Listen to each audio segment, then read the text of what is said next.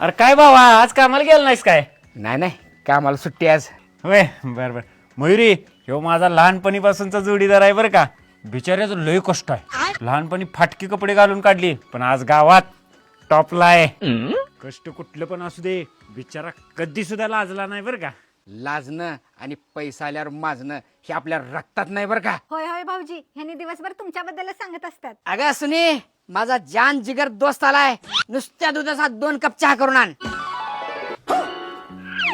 अगं bye bye bye bye, भाऊजी तुमची बायको किती सुंदर आहे हो.